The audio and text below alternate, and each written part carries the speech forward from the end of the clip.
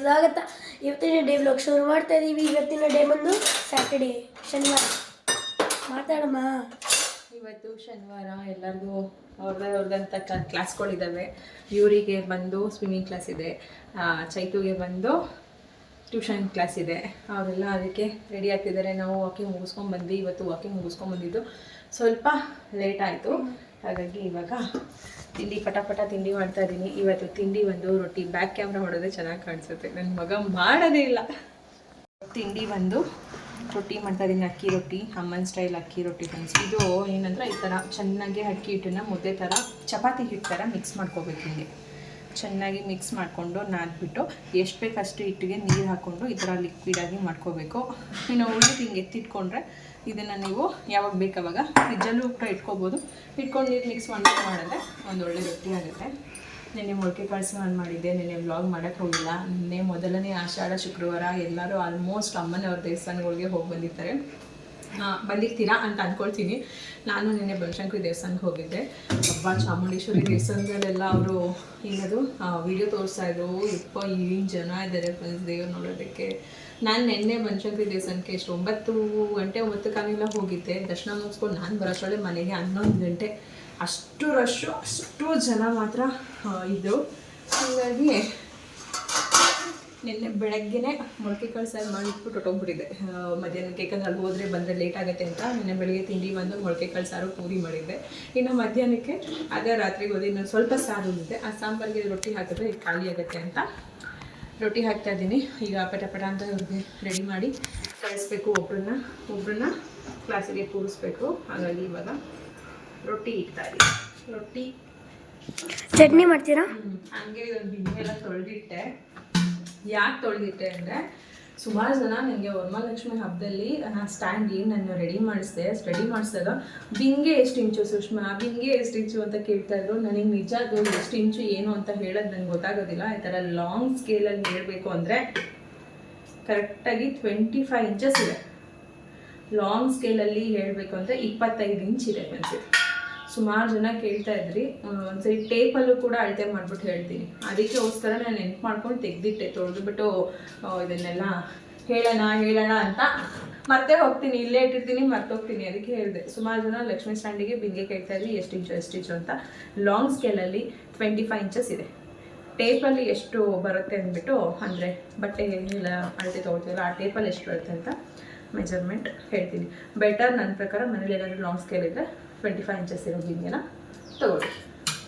ಇನ್ನೂ ಏನೇನೋ ಯೋಚನೆ ಮಾಡ್ತಾ ಇದ್ದೀನಿ, ಅದೆಲ್ಲ ಆಗಲೇ ಹೇಳ್ತೀನಿ. ಆಮೇಲೆ ಬರೀ ಯೋಚನೆ ಮಾಡೋದಾಗಿದೆ ಅಷ್ಟೇ. ನಂದು ಏನು ಮಾಡೋಕ್ಕಾಗ್ತಾ ಇಲ್ಲ ಅನ್ನೋದೇ ವಿಚಾರ.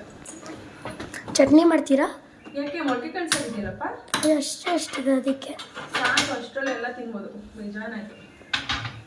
ಇವಾಗ ನೀಟಾಗಿ ರೊಟ್ಟಿ ಮಾಡಿ ಹೊರಗೆ ಓಡಾಡ. ಈ ದೋಸೆ ಹಾಕಕ್ಕೆ ಮಾತ್ರ ಇಟ್ಕೋಬೇಕಿತ್ತು. ನಾನು ರೊಟ್ಟಿನೂ ಇದರಲ್ಲೇ ಹಾಕ್ತೀನಿ.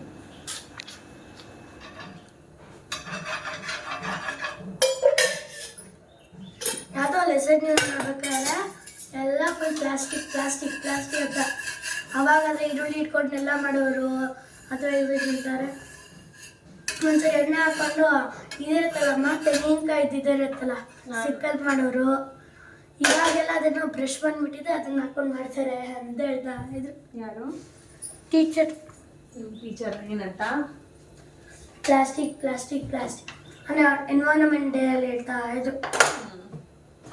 ಈಗ ಎಣ್ಣೆ ಹಾಕೋದಕ್ಕೂ ಕೂಡ ಜನ ಬ್ರಷ್ ನಾವಿಲ್ಲಪ್ಪ. ನಾವು ಯಾವುದೇ ನಮ್ಮ ಮನೆಯಲ್ಲಿ ಸ್ಪೂನ್ ಆಗ್ಬೋದು, ಅಂದರೆ ಈಗೆಲ್ಲ ಏನು ಸ್ಟೈಲಾಗಿ ಫೈಬರ್ ಸ್ಪೂನ್ಗಳು ಇಟ್ಕೊತಾರೆ. ಅದೇ ನಾವು ಕೈಯೆಲ್ಲ ತಿನ್ನೋದು, ಸ್ಕೂಲಿಗೆ ಮಾತ್ರ ಅಷ್ಟೇ.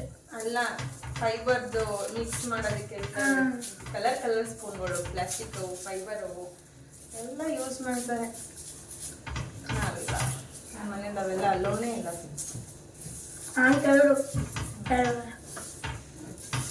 ಹೇಳಿದ್ರಾ ಯಾರ್ಯಾರ ಮನೇಲೆಲ್ಲ ಯೂಸ್ ಮಾಡ್ತೀರಾ ಅಂತ? 50% ಆಫ್ ಕ್ಲಾಸ್ ಇತ್ತು.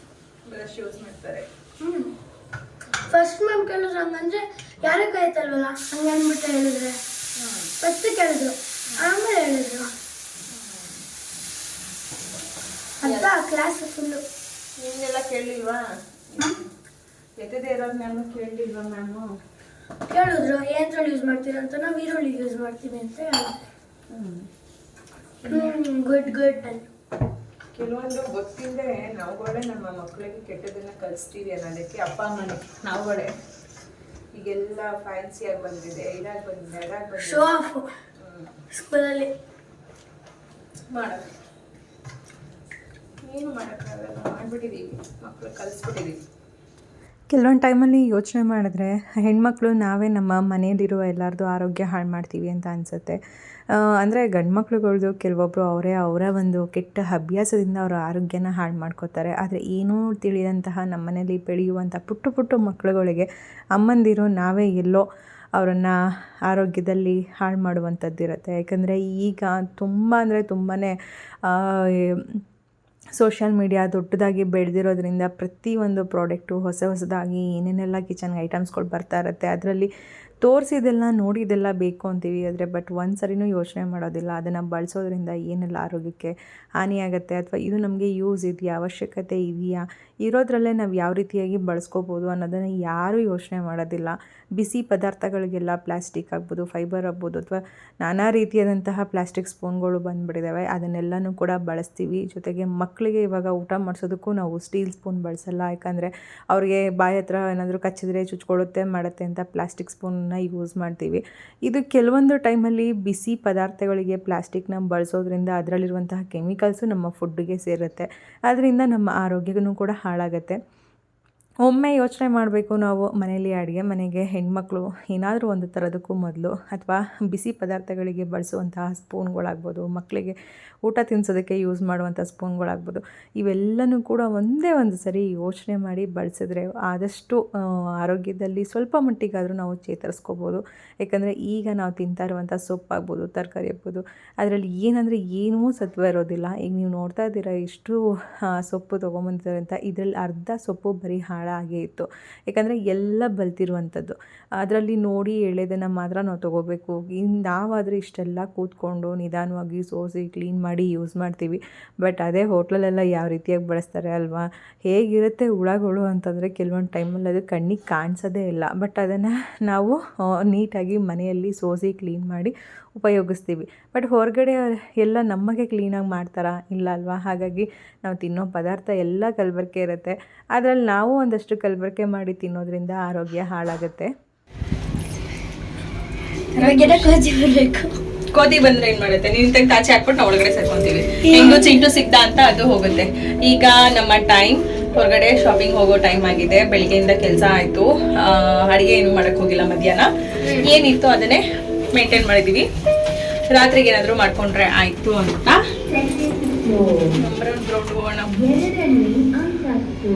ಬಿಡುವ. ಫ್ರೆಶ್ ಮಾಂಬಳ ಜಾಸ್ತಿ ಮಾಡಿದಷ್ಟು ಅದು ಕ್ಲೋಸ್ ಆಗಲ್ಲ ಬಿಡುವ.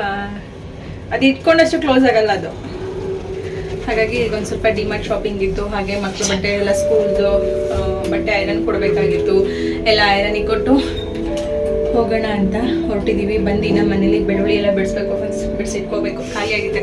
ಯಾಕಂದರೆ ಒಂದು ವಾರಕ್ಕೆ ಏನೇನೆಲ್ಲ ನಾವು ರೆಡಿ ಮಾಡಿ ಇಟ್ಕೋಬೇಕು ಅದೆಲ್ಲನೂ ರೆಡಿ ಮಾಡಿ ಇಟ್ಕೊಂಡ್ರೆ ನಮಗೂ ಮಂಡೆಯಿಂದ ಸ್ವಲ್ಪ ಕೆಲಸ ಈಸಿ.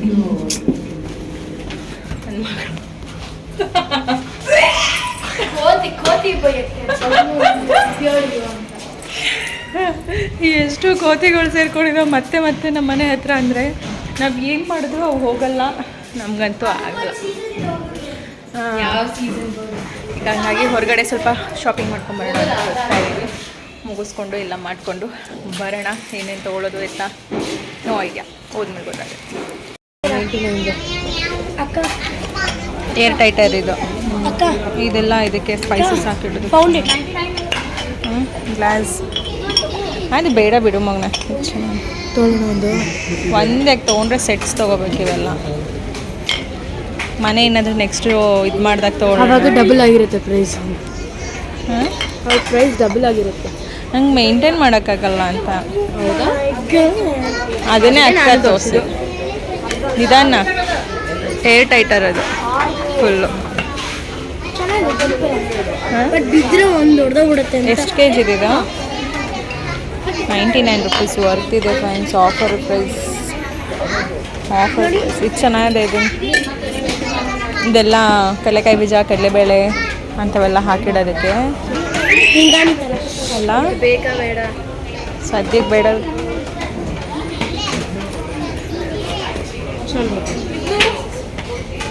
ಬಟ್ ನಿಜ ರಿಯಲಿ ಸೂಪರ್ ಆಗಿದೆ.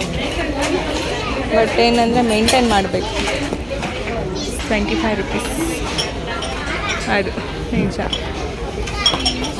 ಇದು ವರ್ತಿದೆ ಪಾಪ, ಇದೆಲ್ಲ ವರ್ತಿದೆ. ಈ ಸರಿ ಫುಲ್ ಆಫರಲ್ಲಿ ಹಾಕಿದ್ದಾರೆ ರೇಟ್ಸ್ ಎಲ್ಲ. ಯಾರಿಗದು ಬಾಕ್ಸು?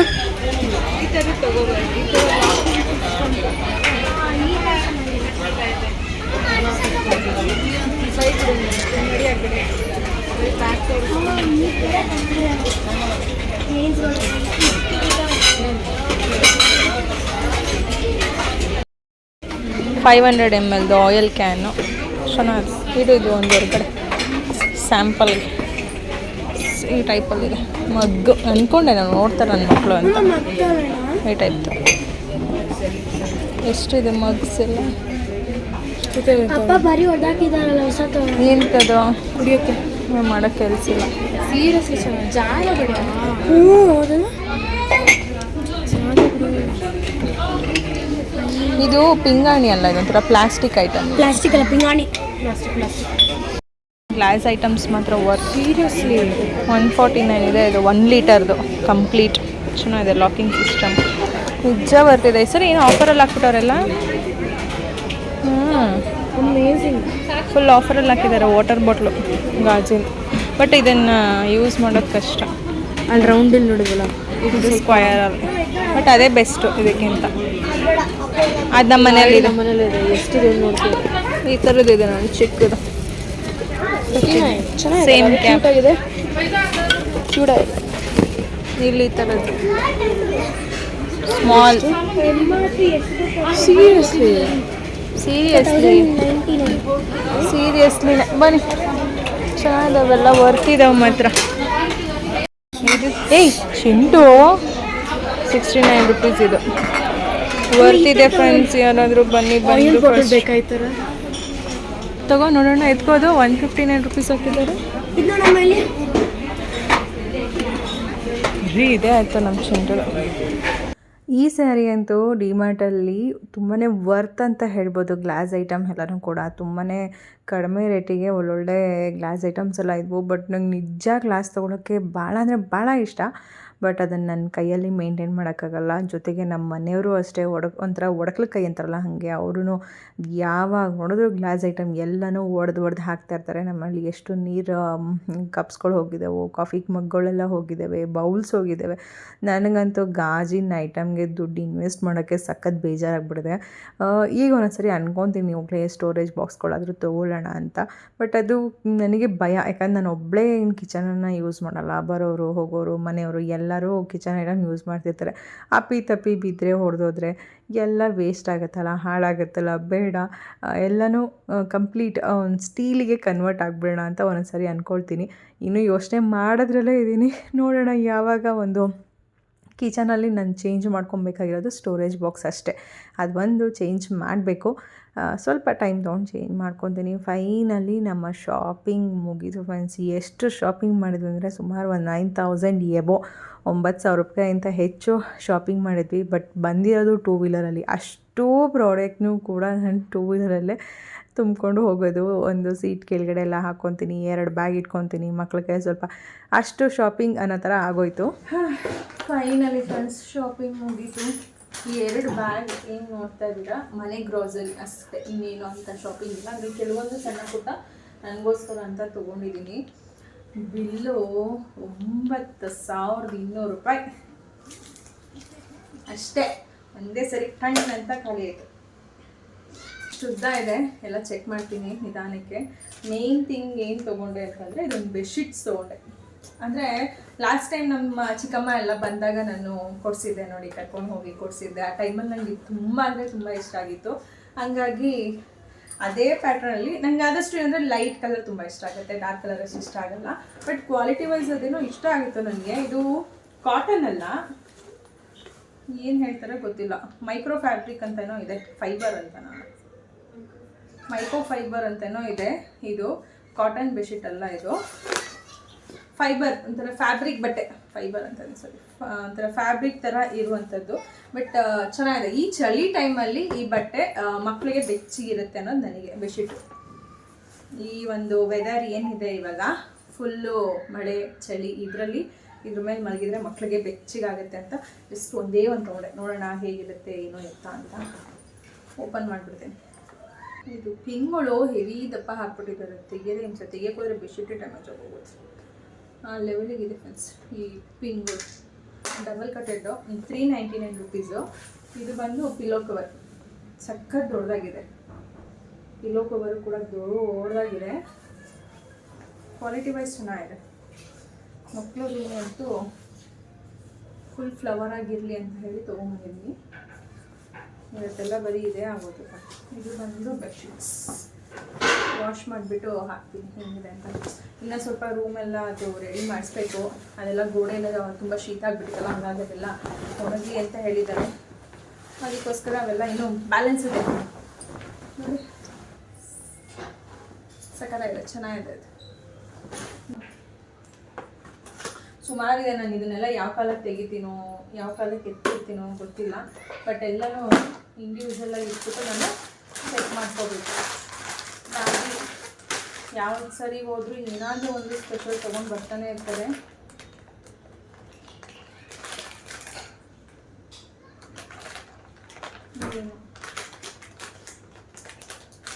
ಇದೆರಡು ವೆರೈಟಿ ನೂಡಲ್ಸ್ ತೊಗೊಂಡಿದ್ದಾರೆ ಮ್ಯಾಗಿ ಟೈಪಲ್ಲಿ. ನೆಕ್ಸ್ಟ್ ಆಮೇಲೆ ಇದು ಬಂದು ಇದು ಚೆಕ್ ಮಾಡಬೇಕು ನಾನು, ಸಿಂಕ್ ಕ್ಲೀನ್ ಮಾಡೋದಕ್ಕೆ ಅಂತ ಹೇಳಿ. ಸಿಂಕ್ ಕ್ಲೀನರು ಎವ್ರಿ ಮಂತ್ ಬೇಕೇ ಬೇಕು ಇದಂತೂ. ಯಾಕಂದರೆ ವೀಕ್ಲಿ ಒನ್ಸ್ ಇದನ್ನು ನಾನು ಸಿಂಕ್ಗೆಲ್ಲ ಹಾಕ್ತಾ ಇರ್ತೀನಿ. ಹಾಕೋದ್ರಿಂದ ಸ್ವಲ್ಪ ಕಿಚನಲ್ಲಿ ನೀರೆಲ್ಲ ಏನು ಕಟ್ಕೊಳ್ಳೋದು ಮಾಡೋದು ಅದರಿಂದ ಸ್ವಲ್ಪ ಮುಕ್ತಿ ಸಿಗುತ್ತೆ ಅನ್ನೋ ಒಂದು ಕಾರಣಕ್ಕೆ. ಬಟ್ ಆದರೂ ಮಾಡೋ ಕೆಲಸ ಮಾಡ್ತಾ ಇರಬೇಕು. ಆ ಪೈಪೆಲ್ಲ ತೆಗಿಬೇಕು, ಕ್ಲೀನ್ ಮಾಡಬೇಕು, ಎಲ್ಲ ಮಾಡಬೇಕು. ಆದರೂ ತುಂಬ ಕಷ್ಟ ಆಗೋದಿಲ್ಲ ಈ ಪೌಡ್ರ್ ಹಾಕಿದ್ರೆ. ಹಂಗಾಗಿ ಇದು ಒಂದು ತೊಗೊಂಬರ್ತೀನಿ. ಪಾತ್ರೆ ತೊಳೆಯೋದಕ್ಕೆ ಸೋಪು ನಾನು ಲಿಕ್ವಿಡ್ ಅಷ್ಟು ಯೂಸ್ ಮಾಡೋದಿಲ್ಲ, ವಿಮ್ ಲಿಕ್ವಿಡು. ನಾನು ಜಾಸ್ತಿ ಸೋಪೇ ಯೂಸ್ ಮಾಡೋದು. ಅದೇನೋ ನನಗೆ ಲಿಕ್ವಿಡಲ್ಲಿ ಪಾತ್ರೆ ತೊಳೆದ್ರೆ ತೊಳೆದಂಗೆ ಅನಿಸಲ್ಲ, ಹಾಗಾಗಿ ಇದು ಮಾಡಲ್ಲ. ಇವೆಲ್ಲ ಸಣ್ಣ ಸಣ್ಣ ಸೋಪು, ಯಾವುದು ಸರ್ಫ್ ಎಕ್ಸೆಲ್.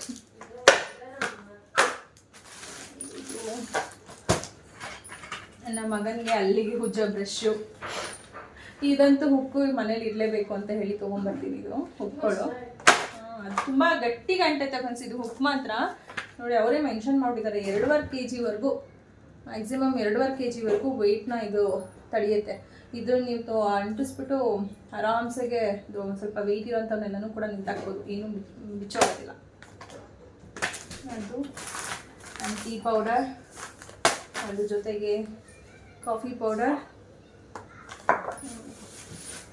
ಫಸ್ಟ್ ಟೈಮ್ ನಾವು ಒಂದು ಗ್ರಾಸರಿ ಶಾಪಿಂಗಲ್ಲಿ ಪ್ಯಾಕೆಟ್ ಓಪನ್ ಮಾಡ್ಕೊಂಡಿದ್ದು.